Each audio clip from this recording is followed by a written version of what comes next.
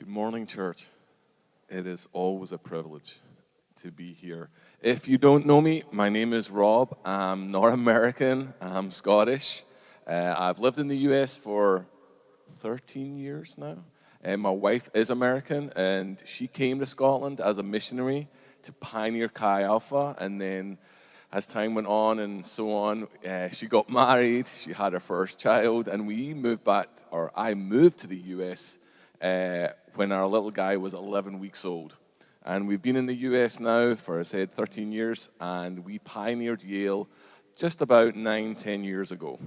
And again, as ever, I just want to say how grateful and thankful we are to all of you. You guys give sacrificially through praying for us and through giving financially. And I think it's such an amazing thing because you don't really get to see where those dollars go.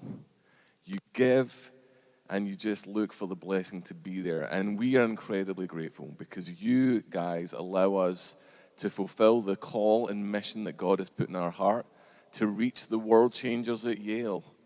These people who will go on and change your life and my life for years to come as they become educators and people who decide education policy and government people and all people that touch us in some way. And our mission is to see them become marketplace missionaries, where they are changed by Jesus and they go into the marketplace, but their worldview is grounded in Him.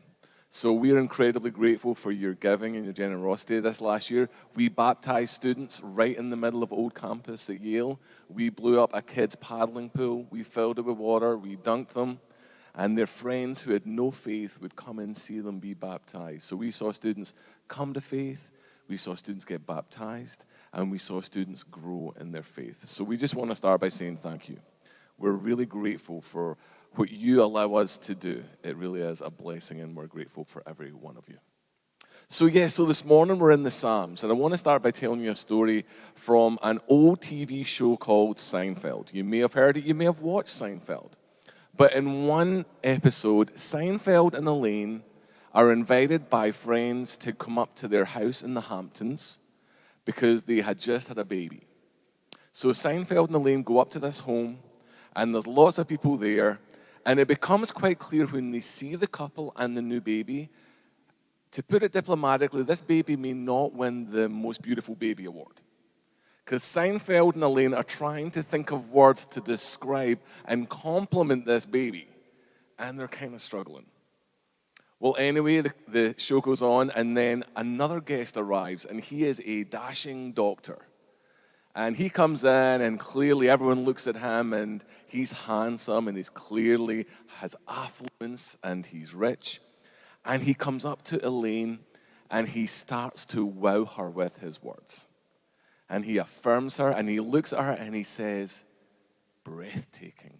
And Elaine is totally taken in by it, and they begin this conversation, and you can see that Elaine is really liking this guy. Well, he moves on. And the scene cuts to him coming to the baby in the crib. And he looks in the crib, and he looks at the baby, and he says, breathtaking. And Elaine hears him say it. And you can see by her face, she's like, what did his words mean? He calls me breathtaking. He calls the baby breathtaking. What did he mean by his words? You know, I think there's an epidemic, it's not COVID, that we're facing at the moment, nor is it monkeypox. But I think there's an epidemic that is growing, and in fact, it might even be endemic. What do I mean? How we use our words to get what we want. How we use our words to get what we want. I called this morning lying lips, flattering lips, and godly lips. We use our words. I thought I died there.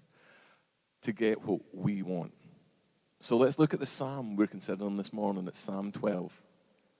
And what do we see in Psalm 12? We see these words. Help, O Lord, for there is no longer anyone who is godly. The faithful have disappeared from humankind. They utter lies to each other. With flattering lips and a double heart they speak. May the Lord cut off all flattering lips, the tongue that makes great boasts, those who say, with our tongues we will prevail. Our lips are our own. Who is our master? You know, as I sit with students day upon day and listening to the story, as I look at the social media, as I look at the news, it just seems like there is an endemic nature in our culture now, where we will use our words to get whatever we want. We will use lying lips and we'll use flattering lips so that we will win in the end of the day.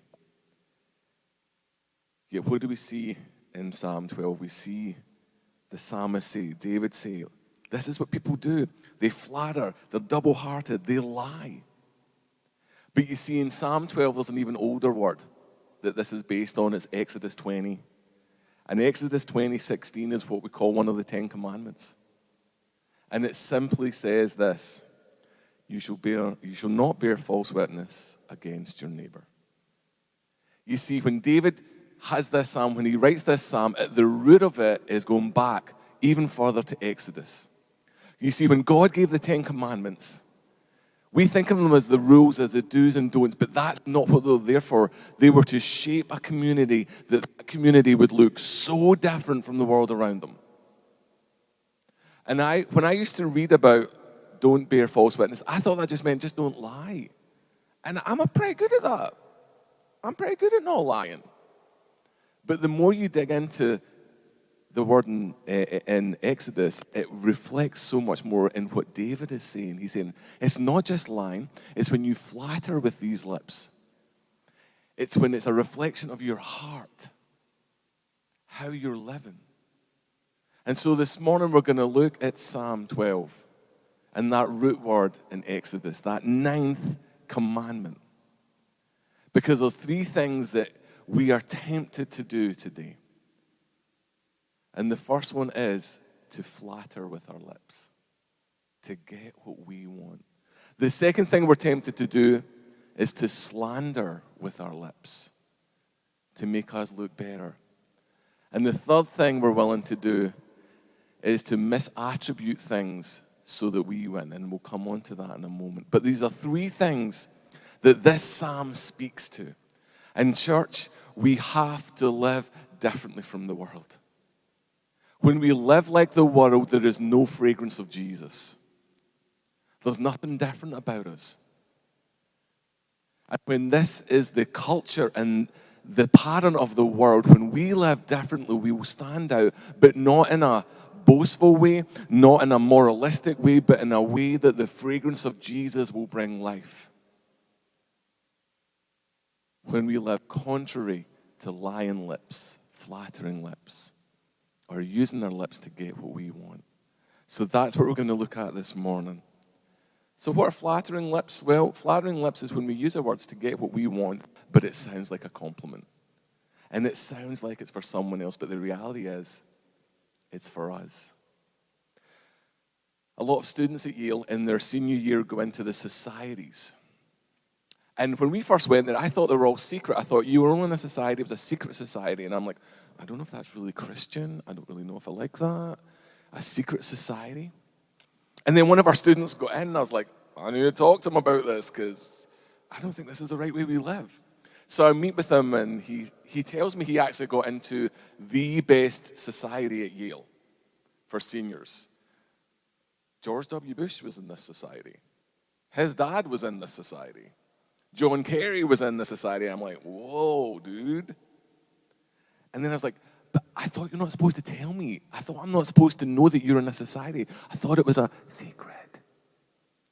And he laughed and he looked at me and went, Rob, that's not true. He said the reason a society will keep secret is for one reason and one reason alone. If a junior knows that you're in a society they want to get into, they will start flattering you so that you will recommend them for that society. The only reason we don't tell is so that we're not plagued by juniors going, I think you're the best. You're awesome. Please put my name in for that society. I was like, I thought it was a whole secret thing. And he's like, no. is just so that we're not pestered by people who will flatter us day in and day out. You see, this is what flattery is. It's a compliment, but it's not for the other person, it's for you. Because you're trying to leverage their power for your advantage, so that you can go forward, that you can advance, or you will get what you want. That's flattery. But it sounds innocent. It sounds like an affirmation. It sounds like you're complimenting someone. You're saying, you're breathtaking. But the reality is, it's so that you can win something. You know, we can see it through the Testaments. In the Old Testament, in Proverbs, it says this in Proverbs 26, a flattering mouth works to ruin.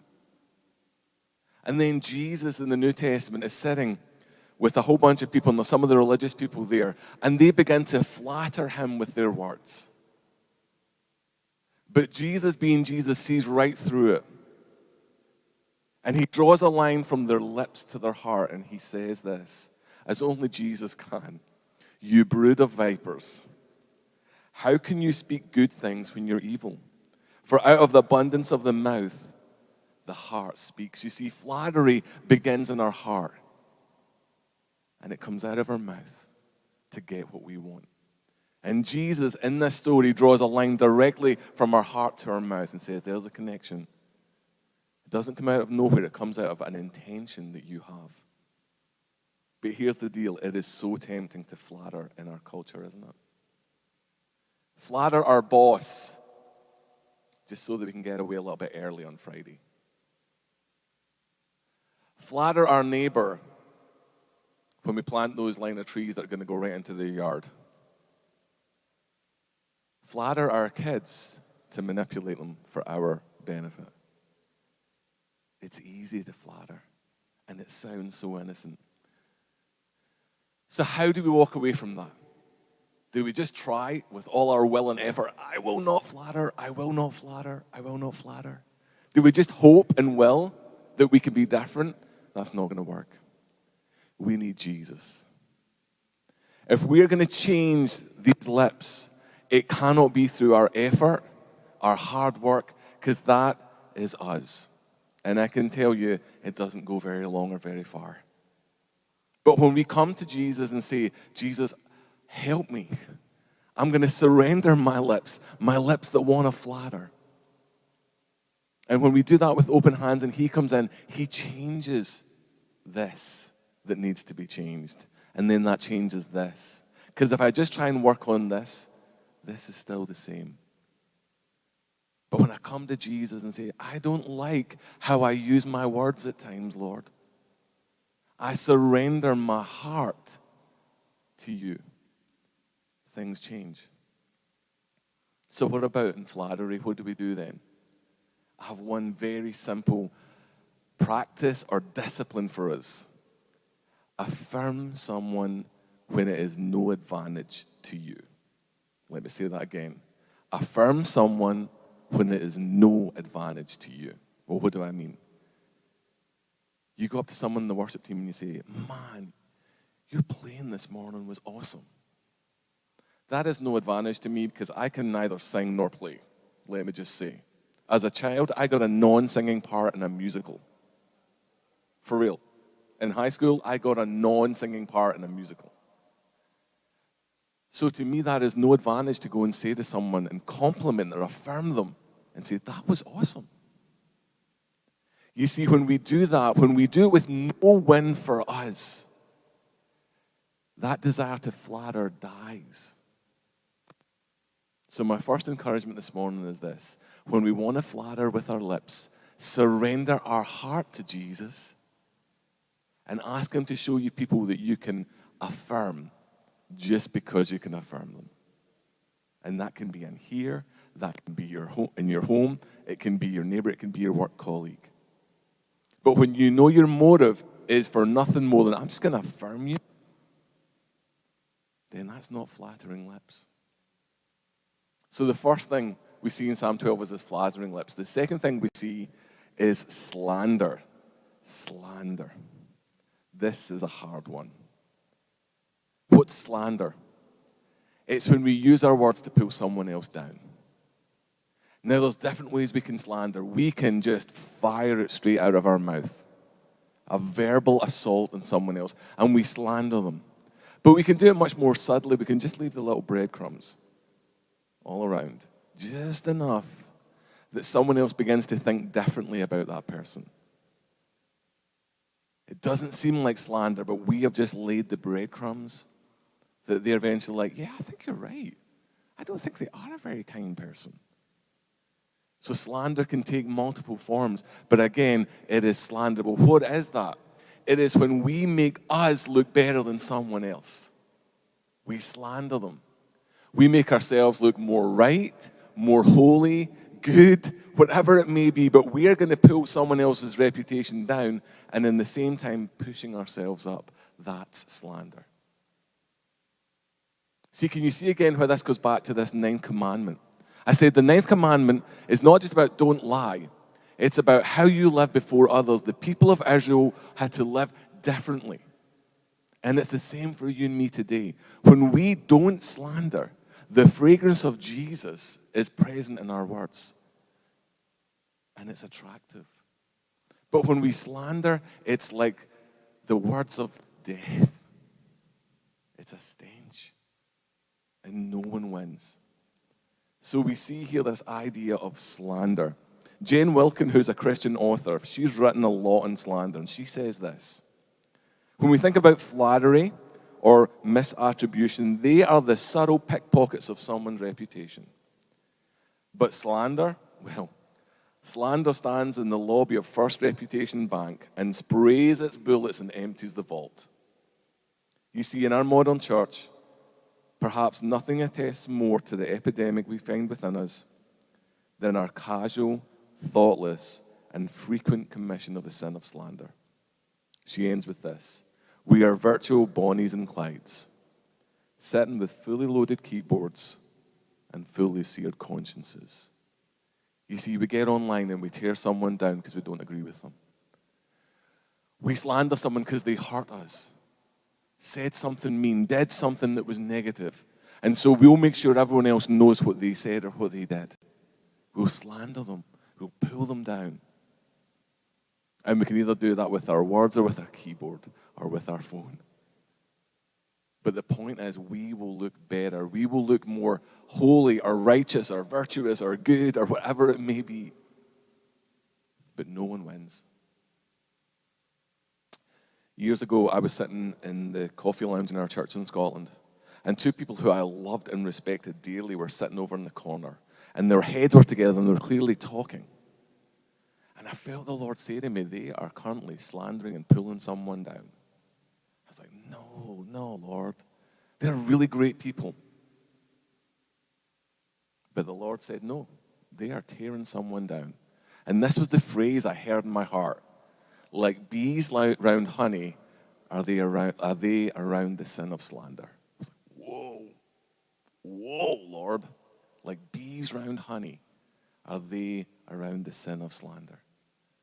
And the sad reality was, it was true. They were pulling someone down. And have ever been those conversations when someone's slandering someone, you come away and you just don't feel good. You weren't doing the slandering, but it's a conversation you come away like, that was icky. I don't like that. Church, we are called to bring the fragrance of Jesus, words of life. And this psalm is telling us to live differently from our world, differently from our culture. That we will be built up, but those who come in will see Jesus. 1 Peter says this, put away all malice and deceit and hypocrisy and envy and all slander. So how do we do this one? Again, we can't just, I'm going to work really hard at not slandering someone. Because Jesus says, remember, the lips are connected to the heart.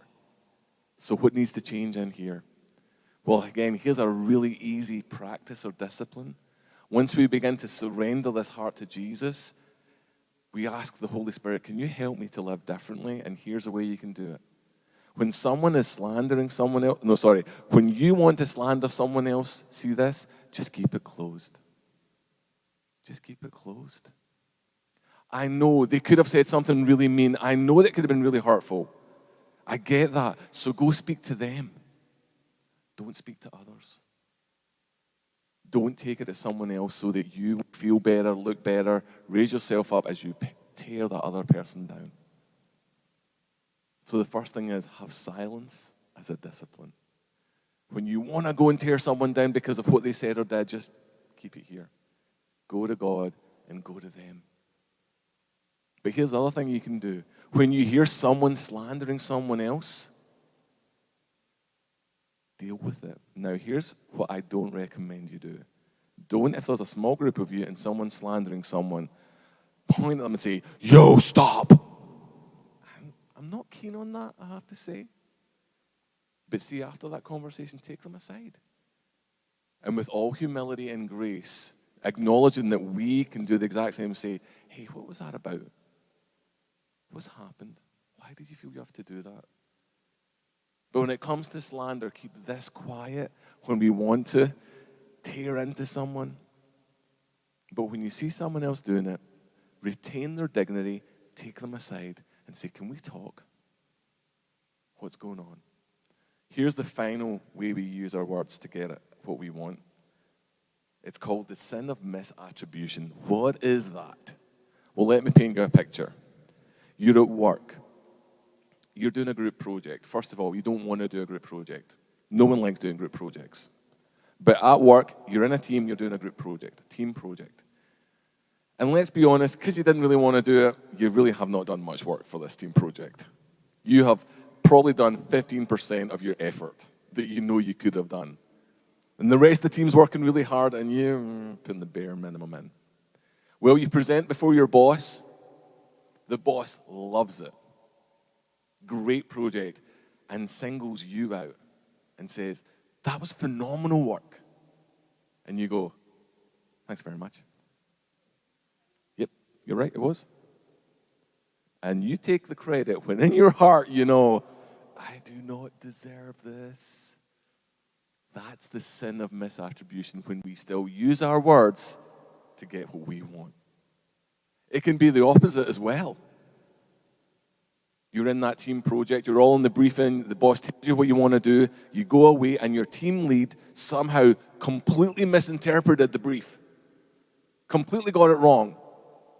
But you all work on the project, no one corrects the mistake. You go to your boss looks at what you've done and is like, this was not what I asked for at all. What did you guys do? And you say, it was him. He did it. He got it wrong. I was just on the team. He was leading the team. You could have corrected it. You were there in the brief. You were there all the way along. You chose not to. But you're going to make sure that they take the fall. That's the sin of misattribution.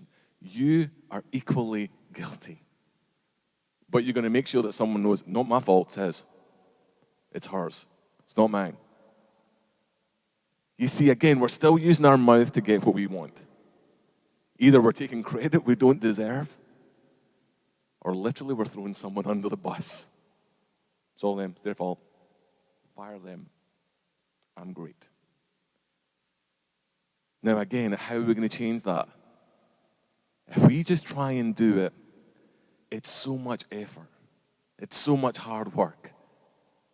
But when we come to Jesus and say, Jesus, will you change my heart and my words in these moments that I'm a good team player?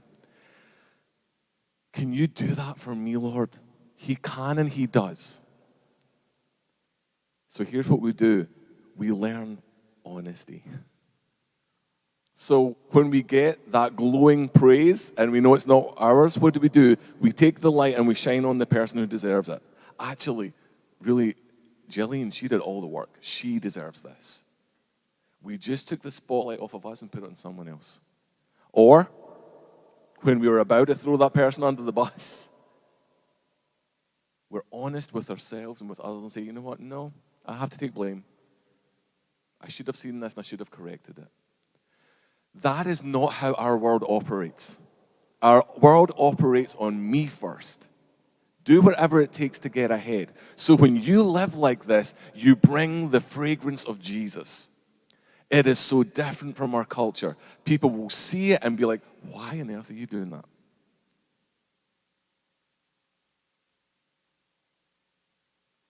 Psalm 12.